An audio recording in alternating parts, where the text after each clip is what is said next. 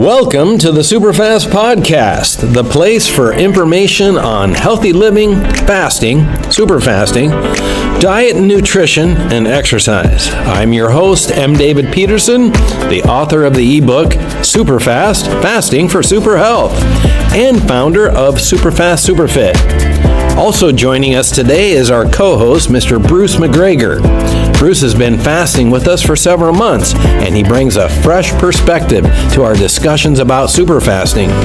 We both bring experience and science together for a comprehensive conversation on all things fasting, diet, and exercise. Please note that nothing on this podcast is meant as medical advice. We present our opinions based on experience and science for educational and entertainment purposes only. For any lifestyle change, consult your healthcare professional and never stop taking your medication without a doctor's approval. Now, let's get on with the SuperFast Podcast. We have a special guest today and on the SuperFast Podcast. His name is Bruce MacGregor, and he has been joining SuperFast for several months. And we're going to talk about his cognitive improvement, and we're going to talk about his journey on this couple of months of fasting. And I'm trying to get him to be part of the podcast on a regular basis, so we'll see how that happens. So, welcome to the podcast, Bruce. Thank you for inviting me. Yes. Wow. You had some very interesting things to say so far about fasting, and you've read my book. You've given me some good feedback. I appreciate that. Mm-hmm. But you have sent me a couple of pictures of your chess playing against the computer, and that has I know a little bit about chess. I can play chess. I like chess, but you seem to be really into it and know what numbers mean and this kind of stuff. So it's those extra hours that I get because I'm not sleeping. You're not sleeping or eating at certain times. So tell me about the chess. Okay, so about the chess, I started late with it when I was 28. That's like starting a sport when you're 28 and never really going to be great at it. But I enjoy it. And I've been playing chess because I wake up around 4 or 5 o'clock in the morning since I started fasting. During this fasting time, my simulated ELO rating is 1950. Okay, ELO. Explain ELO. Normally, where those numbers come from traditionally is from playing chess matches and winning or losing, and you build up a chess rating. So, once you start talking about 2,300, I believe, it's an international master, 2,400, you're at grandmaster level. My normal ELO rating is very poor. It's more like 1,200. Okay. But in those special times where I'm fasting, and it's early morning, I'm at 1950. Now, what I discovered was I played it with 100% accuracy for a match, and my rating was, a simulated rating was 1950. So in other words, I'm functioning at about as high as you can for that scale. It can't be higher. You can't do better than 100% in accuracy in chess, to my knowledge. Right. Unless you're inventing something totally new and doing it. They can't measure right. Right. So, that's nice. It's nice to be able to enjoy chess. It's when you go home and you know that you're making silly mistakes because you can't concentrate. It's extremely frustrating to know that I know that, but I'm not doing the right thing. So it's nice to have some games where you're reaching your full and true potential in chess. And I have one question on accuracy. You said you played 100% accuracy, and I played computer games back when computers were first coming out, so I'm sure that it didn't have that accuracy feature on it. But so it basically tracks your accuracy and tells you if you've made mistakes and stuff like that? That's right. Okay. Yeah. And so before, when you had the 1200, you were making a lot of mistakes, or? Yeah. Yeah, I'm not playing accurately. There's a difference between a mistake and an inaccuracy. Mm-hmm. It's an inaccuracy as a measurement of, could you have done a better move? There's nothing wrong with the move. You haven't done damage to yourself. You haven't weakened your position, but is there a better move? Yeah. Okay. My current status is still at, around 1200. Right, for regular games, because I play the games anytime. I think it's that special time in the mornings when I'm clear due to fasting. Mm-hmm. Right, it shoots up into the stratosphere, and then I've had times where I'm playing game after game after game that I'm at 1950. But if I play, let's say, chess after supper and a day's work, it's not so good. Like, it's less reliable. So I'm hoping for, that this will become a permanent thing. At the moment, it seems to be more of a temporary effect, but it's a dramatic temporary effect. It'd be like, oh, well, geez, if I go for a run in the morning, I can keep up with an Olympic sprinter. I mean, it's at that level. It's, because I can't go above 1950. There are people who teach chess who really aren't doing better than that. Okay. That's very interesting. Especially they look a lot nicer than me, though. They tend to be female. The chess guys tend to be lonely guys. Yes. Well, that's true. That's true. And until you make a lot of money like Bill Gates, and then got women all over you. So. Yeah, he's a lousy chess player. Okay. Despite his claims at super intelligence. Yeah. He got whipped. Who was it? I'm trying to remember the player, but he was publicly humiliated in 10 moves. Oh, really? Okay. Yeah, I'm trying to remember. It was a night show, talk show that he was on. Uh-huh. You gotta watch that when you're feeling bad. That would be a good thing to include in this 10 moves. That must have been quick. So it's interesting that it's temporary, that it goes away when you are eating. Yeah. I think that the effects will be long term, but you haven't been fasting for long enough yet. I think that's hoping.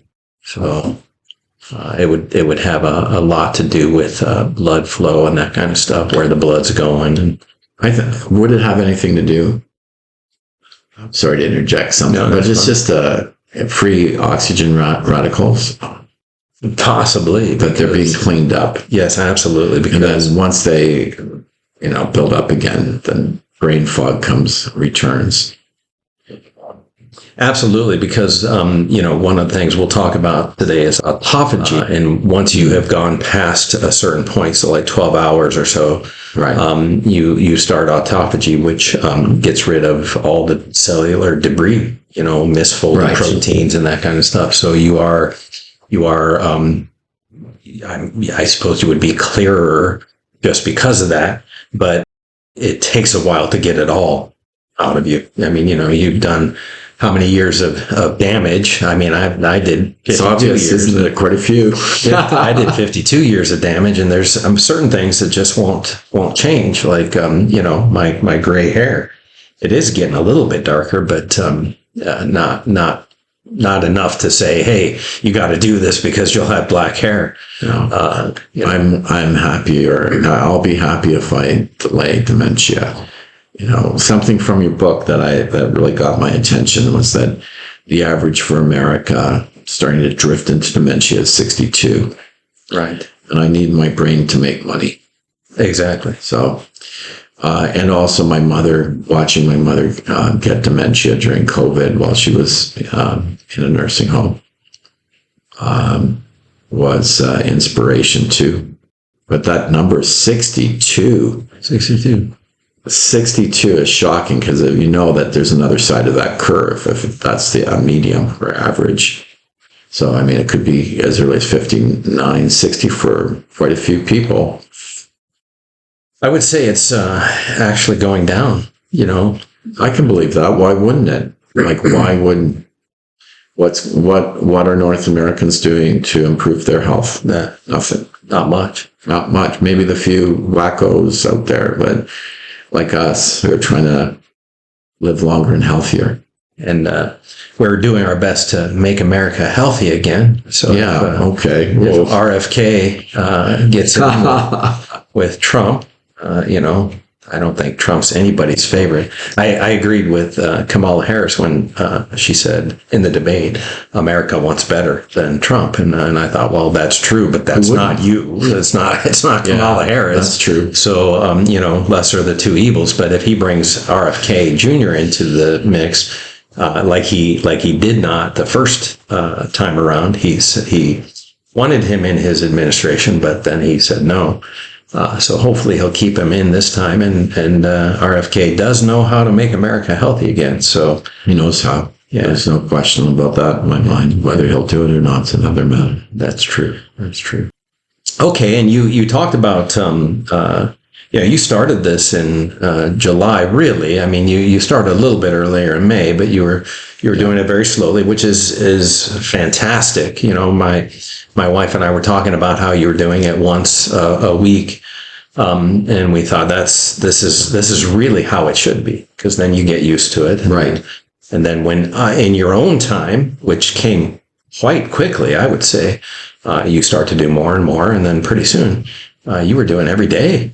Yeah. And your consistency. So in the chart, we keep a super fast chart for those who are in the program.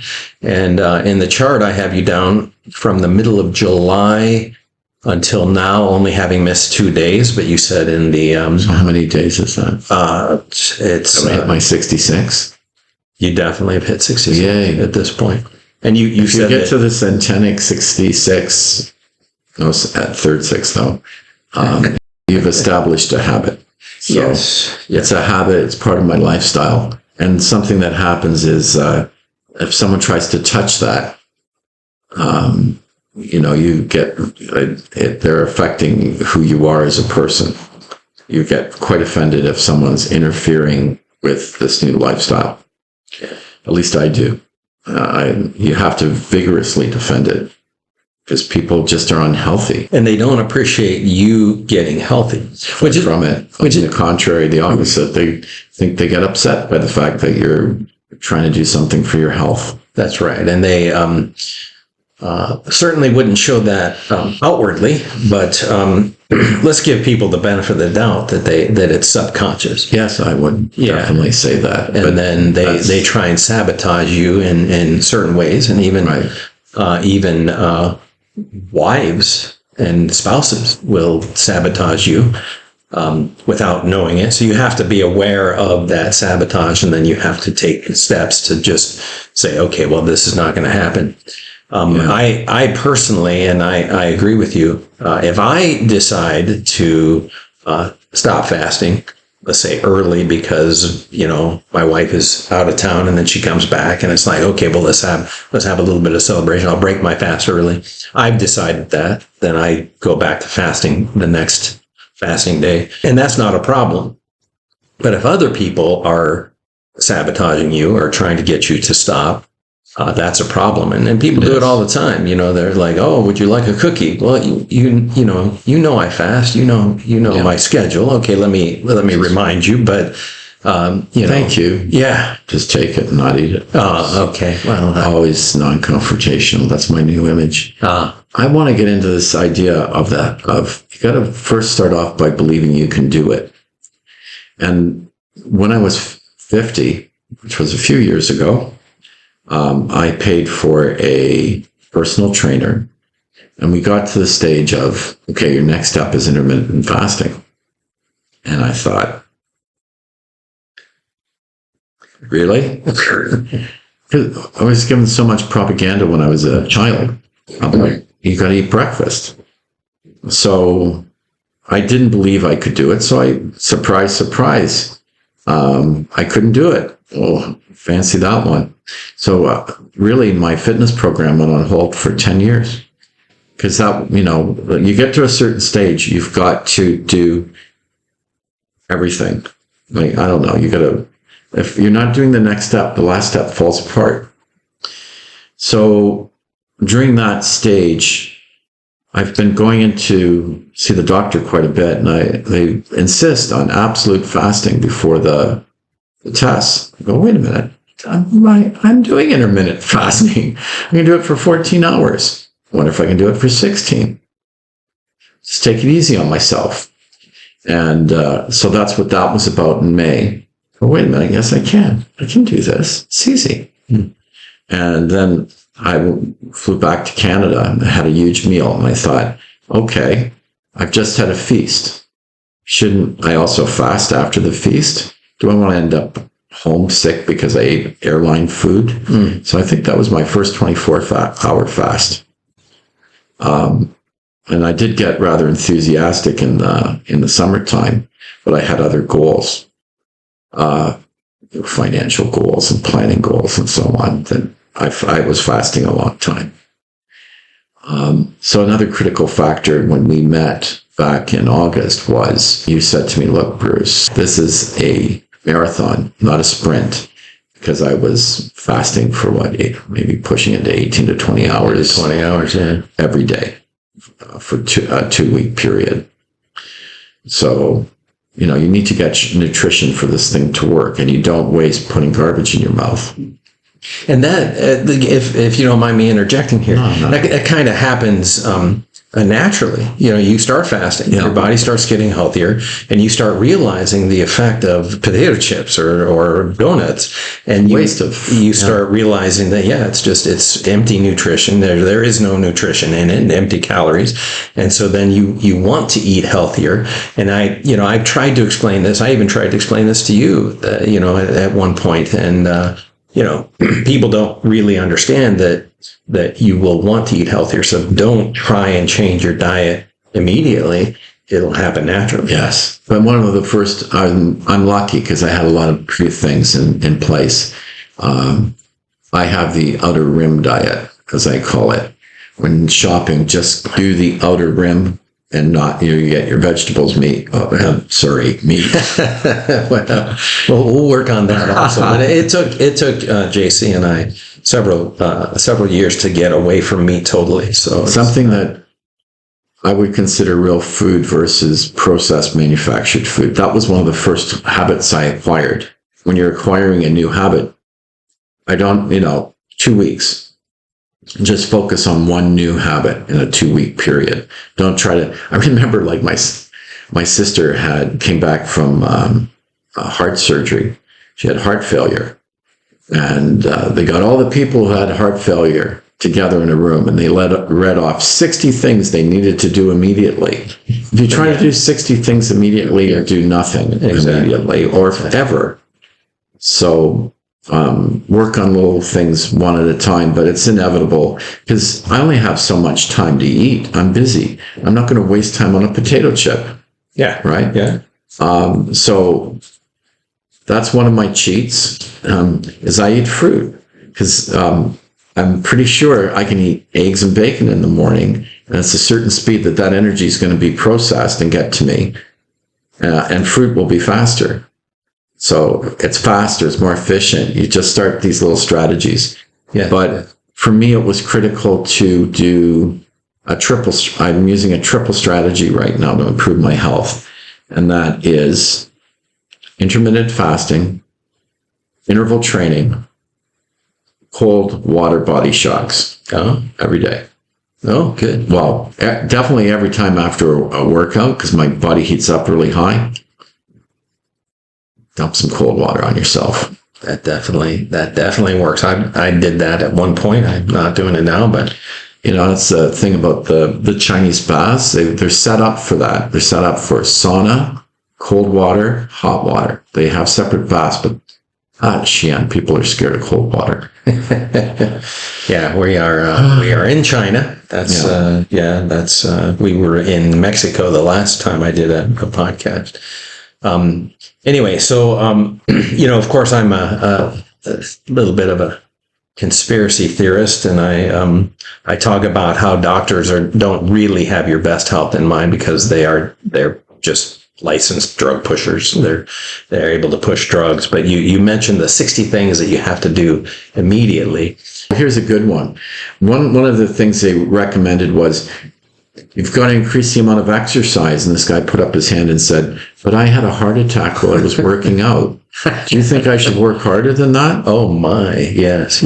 I mean, really, one size fits all. That's industrial medicine. You can call it industrial, or you can call it whatever, socialized medicine. One solution is going to fit everybody because we're all the same, right? Yeah. We all have an average. Anyway, that's another story. Yeah, and of course, the 60 things, they really don't want you to do the 60 things, because if you did the 60 things right away, you would not need their medicine anymore. You wouldn't need their health. But they want to be able to tick off a box saying, instructed the patient, gave the patient, blah, blah, blah. That's right. It's like when I go to see a doctor and the doctor tells me, they'll tell me to eliminate healthy things from my diet because I experience gout. And they won't tell you that the worst thing that you can have is sugary drinks for gout. And then another thing they don't tell you or talk to you about is the gout is the new diabetes, as far as I'm concerned. It affects every body system.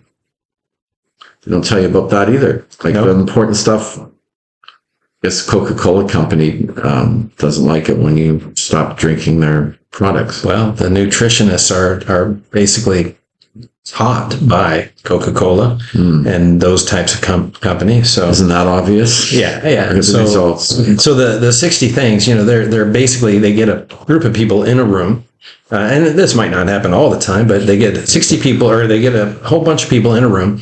They're telling them these 60 things they have to do.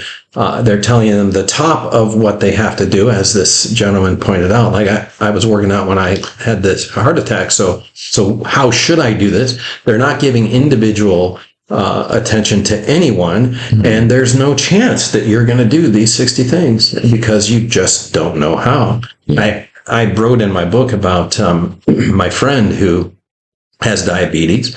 He takes insulin injections. He's had it for a while. He has a horrible diet. His doctor set him up with a nutritionist.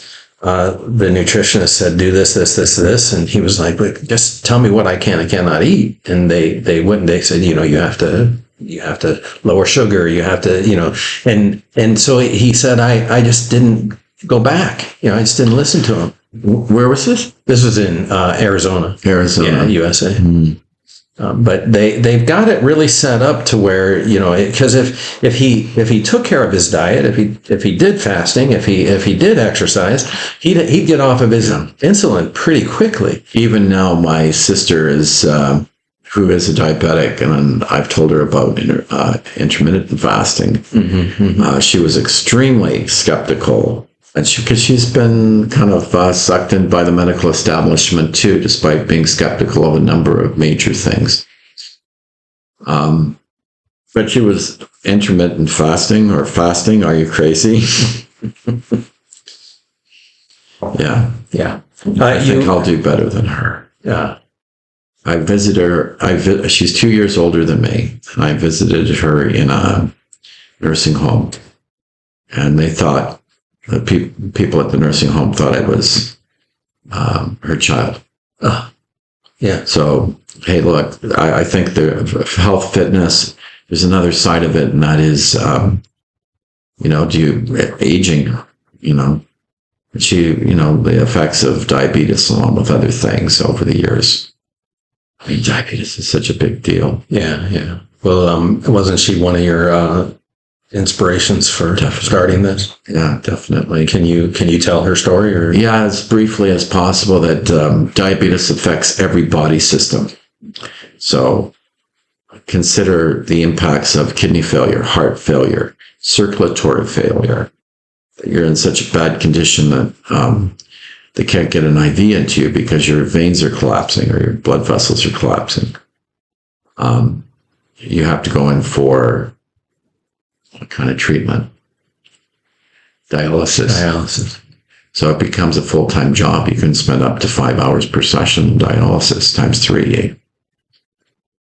plus transportation, which will be complicated because you're on dialysis, and expensive. Circulatory issues, loss of ability to heal certain body parts can result in amputation. Inability to heal can affect and result in infection, which result in continued amputations. So I don't want to get too grisly, but the consequences of diabetes are severe. My father had it. Probably the best thing about diabetes in his case, perhaps it killed him too. Is that he would go in for regular checkups, and that's when they checked his PSA levels and discovered that he had cancer. Prostate cancer. Yes. They seem quite clear for some reason on certainly the life insurance companies are very clear on how long you have to live when you have cancer. So anyway, he died of cancer. I used to be worried about that. That used to be a motivation too. Do you know what his PSA was? No, I just knew it was elevated. And I guess the thing is, now, well, my doctor had a British doctor here who was actually from Wales originally, and then he went to Canada, and then he came here to Sheehan. And he said, I used to carry on and on about cancer, and he said, our goal is for you to die from cancer. If you die from cancer, then you've lasted prostate cancer. Then you have lasted far longer than I expected. I'm in total metabolic meltdown. I've been diagnosed as having metabolic syndrome. So I'm in metabolic collapse. I need to do something drastic, and I am. So fasting, intermittent fasting. In the morning, I'm fasting. I do my interval training at the same time to accelerate the benefits of the fasting. Right. So I'm doing an interval training program at somewhere between 6 and 7, and that's when I'm in that happy zone of past 12 hours. Right. I'm trying to get in past 12 hours, and I'm giving it an extra punch. Did you have any trouble with getting into the exercise while you were fasting? No. Okay. It's easy. Okay. It's easier to do it. Like I get, in my 24-hour fast I do 46K, 50K bike rides. Yeah. No problem. You get extra energy from it. That's why I don't sleep. I wake up at 4 or 5. Yeah. You just have to accept, it's how you interpret the information. I'm not sleeping. Oh, that's terrible. No, it's not. Use your time. Time to read a book. Yeah. Time to work out. Yeah. Time to do something more productive with your time. I want to warn people, be slow on exercising while you're in the fastest state. I exercise in the fastest state. Bruce exercises in the fastest state. My wife exercises in the fastest state, but my wife had some trouble getting into it. She actually cramped up one time, and then another time she almost lost consciousness. So be careful as you're doing it. But after that, she went kind of slow, and she's gotten into it, and she has no problem now. I didn't go slow. Well, one of my strengths when I was dealing with my coach, my lifestyle coach, was I understood something he said was that I understood interval training better than anyone else he dealt with.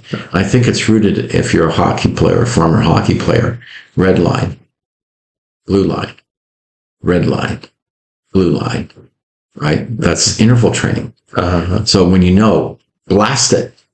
You're blasting it out as fast as you can. It does 5 seconds, 10 seconds. For me right now, I'm doing a big 15 seconds.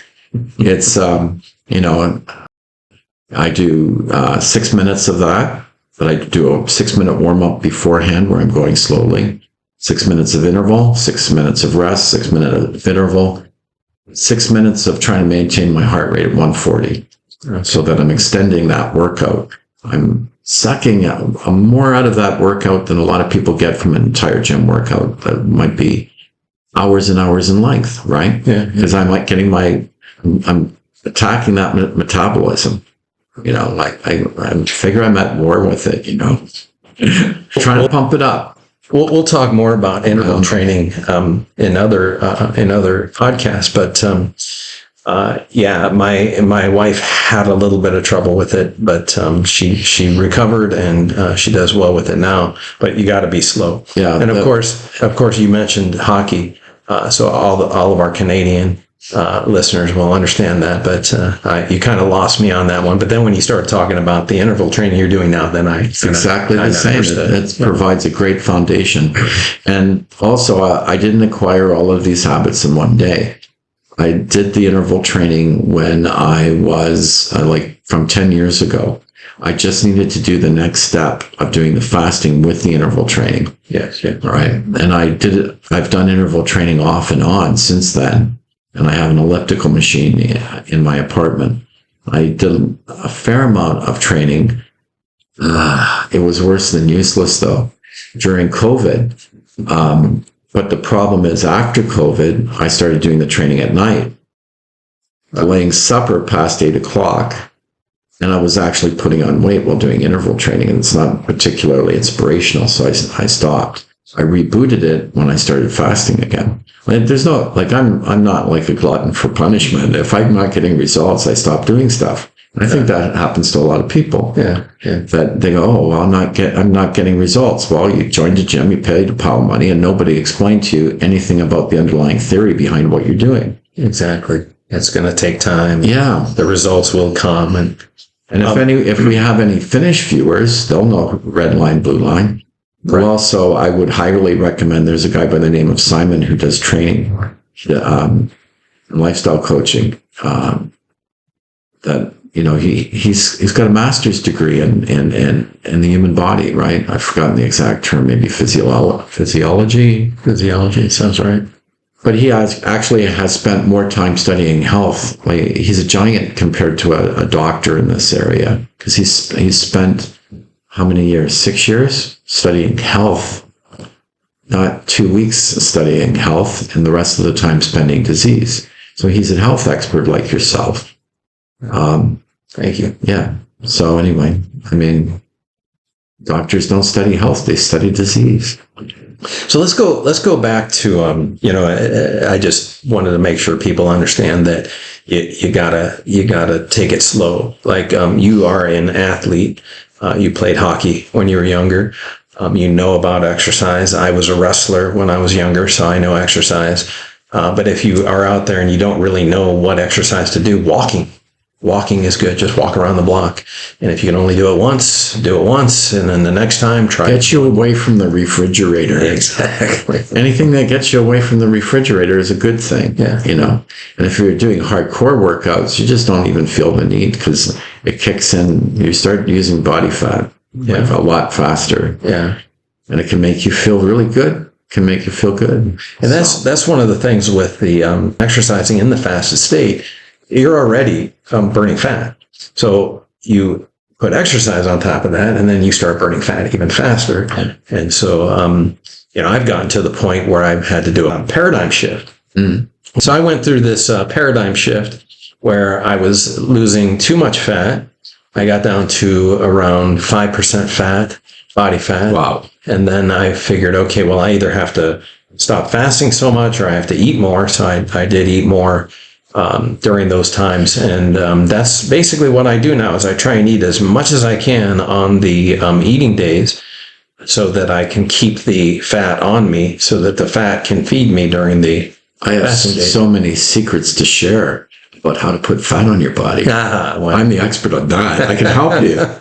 But what are some of the implications of having 5% body fat? What starts to happen? Well, of course, bodybuilders try and get down to 3%, and that's the magic number. If you're below 3%, your body does not function correctly. So it's definitely not. It hits all systems right away. Yeah, basically, it's just you don't have enough fat to keep you to keep you alive. So you'll go downhill very rapidly. Would probably affect brain function right away, or even before 3%. Yeah, right? Yeah.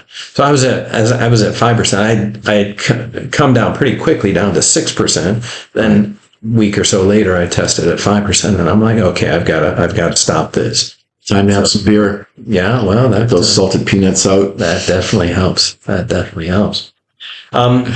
Anyway, you were mentioning that, when you're burning that fat, you feel good. Yeah. And this is due to the ketone bodies that your body, it produces ketone bodies and then burns that as sugar as it goes through your liver. We can get into that process later, but you feel high. And this. Know that's coming so that you can interpret it for what it is. Because I accidentally discovered this process, not during this time, but during a different time. This is a story I haven't told you.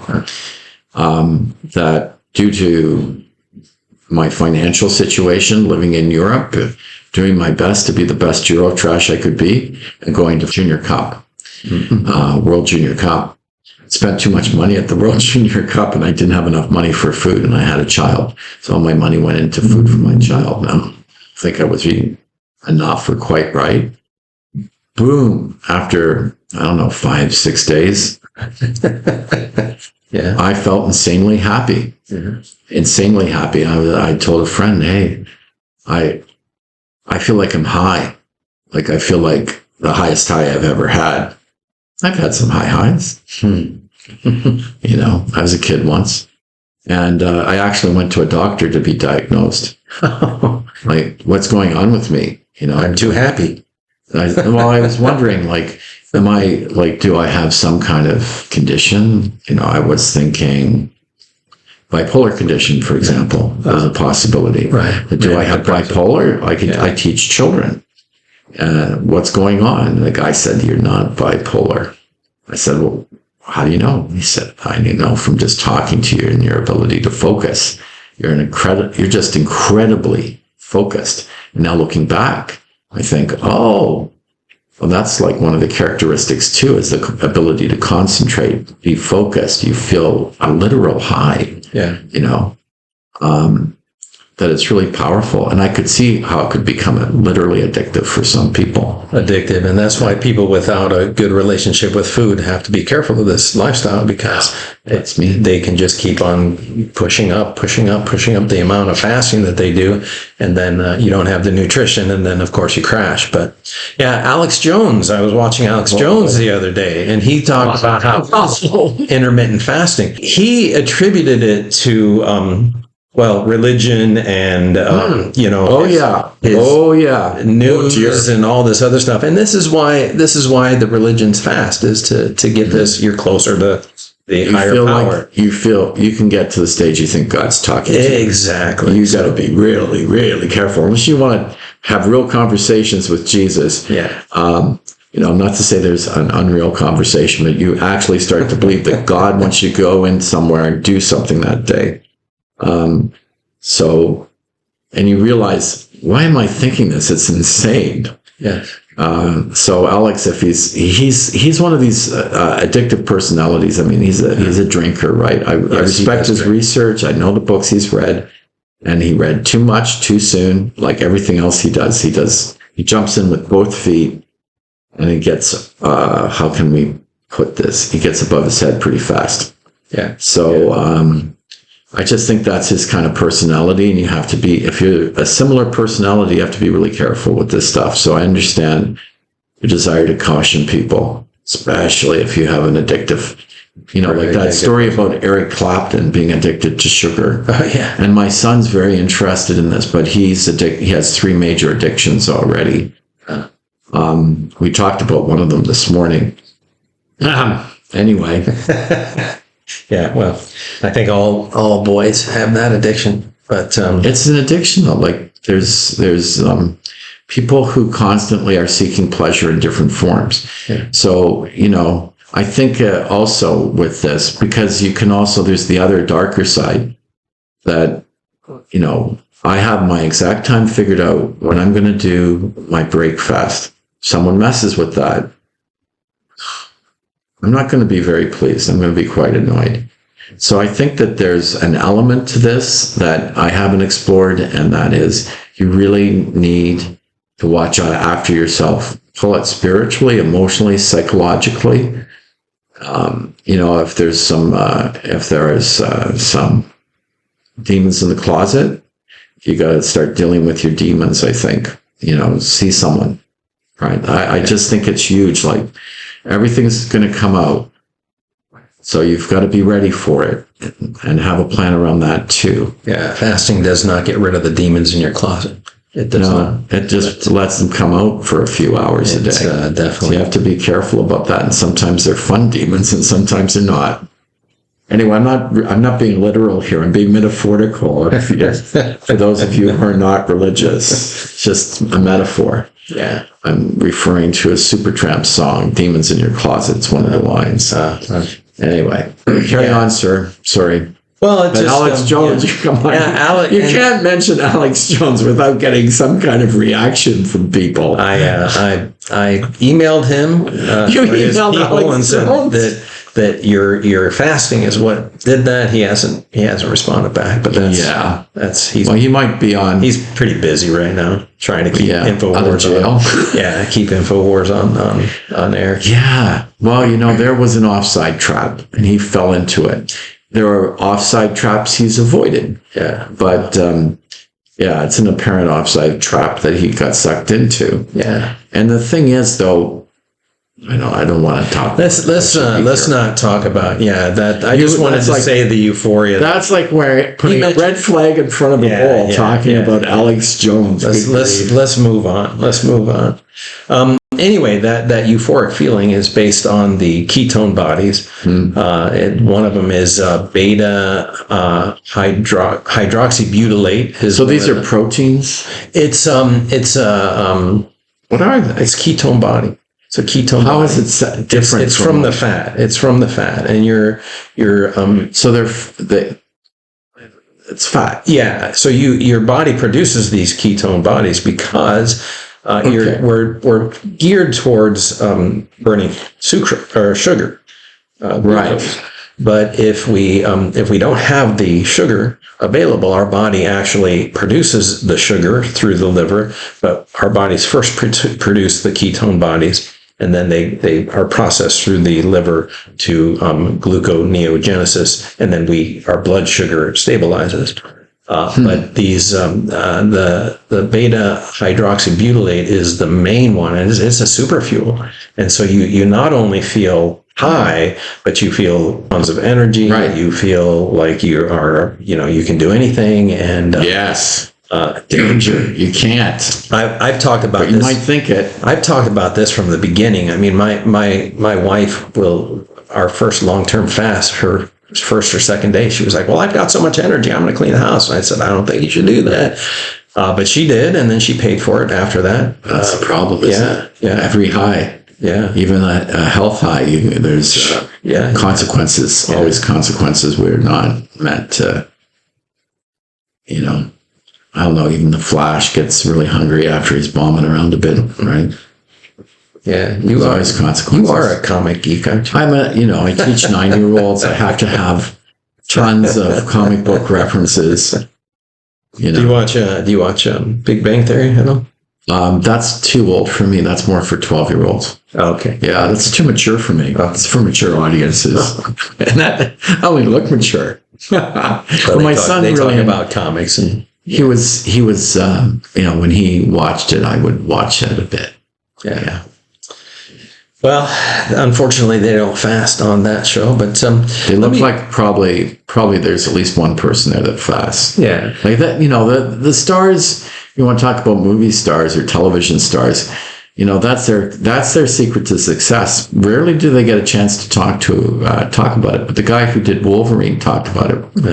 Yeah. Hugh Jackman, right? And Hugh Jackman, and it was The Rock that told him about it.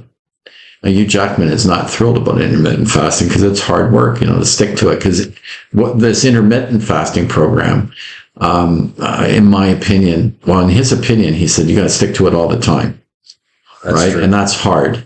Whereas in your case, and that will impact your social life. No problem for me. I don't have a social life. But for you, people like you. So you have a social life. So that you do the 24-hour plus diet. But that gives you the weekends that you can actually splurge and have a beer or two, right? And hang out with people and be normal. Yeah, we visited friends last night. Yeah, drank some wine and had food that they cooked, so it wasn't as healthy as what I would cook, but during a splurge, you don't complain. The problem, of course, is you walk away feeling hungry. So, that was great. Tasted very sugary and salty. Oh, that was great. Well, that was a great one. Like, people just aren't sugar detectors. Like the sugar addicts can't detect it. Yeah, well, and that's a good segue. We can talk about sugar because our tastes change. Yes, and what we questioned had sugar before, we now know definitely has sugar. You have a story about that? Go ahead. Yeah, it's my battle to go out at night, go to a bar, and get a drink that didn't contain sugar. So my big thing is I love tea. I like tea without sugar. And I got served to me first without, with sugar. I said, it's got sugar in it. So the guy took it behind the bar. And I think he handed me back the same thing because he thought, you can't tell. This stuff's disgusting. I mean, tea without sugar is great. An iced tea without sugar is great. But I can taste it. It tastes like garbage. Oops, I don't know if I can not swear. That's not a swear word. Only in primary school is that a swear word. Yeah, well, I'm a primary school teacher. I have to think maybe the kids will see me. Yeah, well. So, anyway, it's... Anyway, so the guy denied it. And I called him a liar. I'm about to get into a bar fight over sugar. But the thing is, it's a religion. It's an indoctrination. Yes. People don't even know how deep they're in a sugar cult. Okay, I tell my family, look, this is my third cult. It's a fasting cult. Third tries a charm for cults. Yeah. But you know what? It beats belonging to the sugar cult. And probably in your case, you're probably thinking it sure beats being in the meat cult. And now that I've done this is a big thing. I love my meat. I like real meat, though. Like, not that keen. I was picking up hamburgers for my son at the bar. It's like eating air. That's like the nutrition is so lacking, so giving up hamburgers, I can do that. Giving up strip loin beef, that'll be a challenge, but I'm ready to do whatever I need to do. I'm ready to consider that. Well, if you want becoming a vegetarian. Yeah. I'm open. I'll write me another book. Definitely, that's the plan. Superfood. Look, if you want to reach a certain level, you're going to hit a plateau, and then you're going to have to decide whether you want to let go of meat or not. And I still do believe that every once in a while you can eat meat. Every once in a while, my wife and I eat That's meat. not fun. If you're a vegetarian and you try to eat meat, you're not going to feel very good. Well, it's the gut bacteria that you've now turned And I actually learned about gut bacteria from my sisters, both of whom are vegetarians. I would go with, and this is 14 years ago, I went to get breakfast, and she was trying to explain, are you using a grill that meat was not cooked on? Are you using utensils so that you can actually serve me a real vegetarian meal? Yeah. And the guy looked at us like we were nuts. And then I find out, my God, what shocked me was this is true with all the foods. This is true with every kind of food and why you don't like it. I've got a 9-year-old joke. You want to hear it? Sure. Okay. What's the difference between broccoli and snot? I don't know. What's the difference between broccoli and snot? Kids will eat snot. Okay. Now, but in China, I was walking by one of my students, and I had a container, and it had chicken and broccoli in it. And you know what the kids said? What? Wow, broccoli! What a yummy looking meal! Broccoli and chicken. Yeah. What a good idea. All the kids in my class, and I think maybe there's one or two, but most of the kids in my class eat healthy snacks with fruit, good food. Good. I've got super brains in my class. Next door, during a field trip, this kid pulls out a Coca-Cola. Yeah. You might as well have pulled out a beer in front of me. Well, that's what Coca-Cola and fruit juice is not healthy. It's like drinking a beer. Kids can get away with it, but I'm not touching it. But the point being that I can see, we're maybe coming full circle here, but this helps children too. That having proper diet, proper food, it helps their academic performance, right? So hopefully it will help me retain what few brain cells I have after my years of damage. And it'll help the kids perform better and their brains grow better. Yeah. So I can just see it. I feel like I'm so blessed that I have wonderful parents and great kids in my classroom who eat good food. When I was doing the fasting in Canada, I would go to a place called the Mandarin Restaurant. And of course, North American Chinese food is different a little bit. Yeah, it's horrible. It takes all the worst kinds of Chinese food, the deep fried garbage that's cooked in vegetable oil excessively for too long. And anyway, and I hear them encouraging their children to eat ice cream. Oh, there's an ice cream bar over there, honey. They're all eating the deep fried stuff. Right? Yeah. Anyway. But there was good food real food in the Chinese restaurant that I would eat at. So anyway, it's just, if you can't walk away with anything else from this discussion, walk away with the idea that your kids need to eat good food and it will help their performance academically. It'll prevent type 2 diabetes. And that's not, I would wish that for every child, that they don't get diabetes. Well, I think our slogan needs to be, make the world healthy again. Yeah, it is true. Although the allusion to Trump might be off-putting to many people. Well, if that's true, then I've already put them off at this point. Oh, dear. Just mentioning Alex Jones. And then tossing in Alex Jones on top of Trump. Yeah. Grief. So what are you doing? We've got to be balanced, but I'm just trying to think of any Democrats that care about health. I don't know. Well, you could say that, what's his face, JFK Jr. he would have considered himself a Democrat until recently.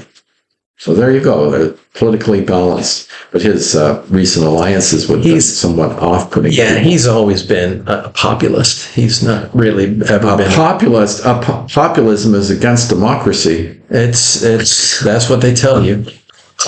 Populism is democracy. I'm being facetious. Yeah. Anyway. All right. Well, conversation. I think that was a good full circle. Help your kids, but they shouldn't fast. Everyone, I write in my book the people who shouldn't be fasting, and Bruce is one of the people who should be fasting. I'm one of the people. Kids should not, and so that's my take on that, and it's backed up by science. This podcast should not be taken as medical advice. This is for purely entertainment value. So we are not telling you what to do, but eat healthier. But as an adult who can fast, start fasting. Take care of your diet as you feel fit. And I guarantee you that within the next few years, Bruce will be joining us at the vegetarian table. We'll see. But no, with a lean and hungry look. No. Do I look lean? You do look lean. Do I look hungry? You're hungry in other ways, not for food though. Can I just toss in we talked about children, but another one that really gained the confidence of my sister, who's a nurse practitioner, was telling people right at the beginning that diabetics shouldn't be doing this. Now, who told her that? You. In your book. That's the first group that you're listing. Of course, you're doing that for legal purposes, but it gained her confidence that you would consider that. So if you want to explore, if you're diabetic and an adult, this is something you might explore with your doctor if you can find a good one.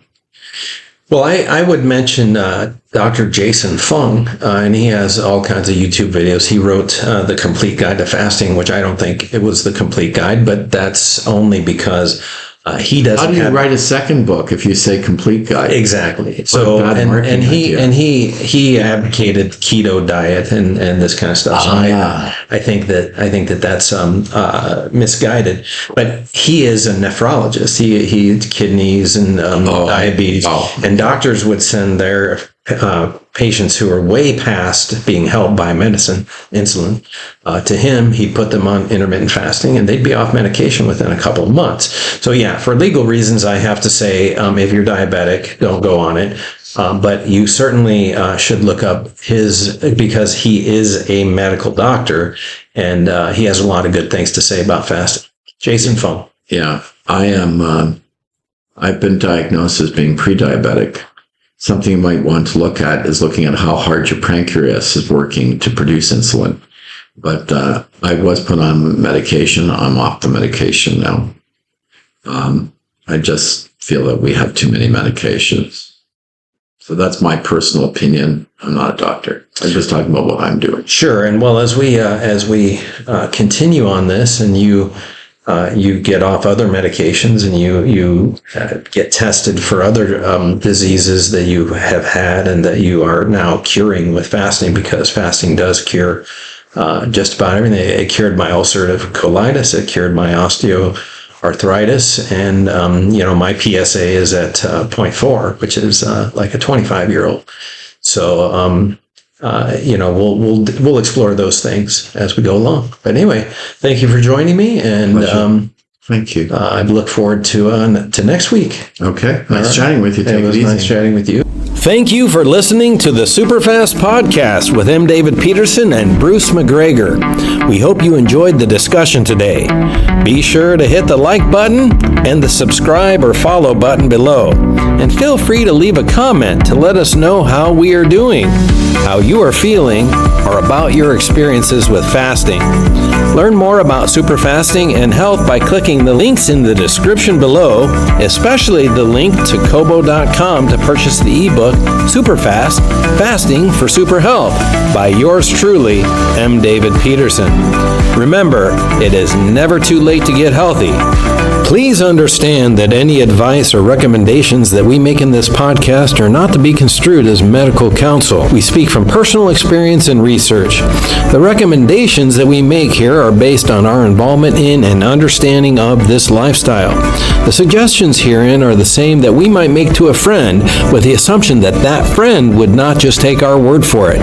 As a listener, you should do your own research to determine if this lifestyle is in your best interest. We hope that you find this podcast entertaining as well as informative. However, any lifestyle or diet or fasting change should be done with the supervision of a qualified medical professional, preferably one knowledgeable in therapeutic fasting. And please, do not stop taking or reduce any medication without consulting your physician. Join us next week for another SuperFast Podcast. Until then, keep superfasting and stay healthy, my friend.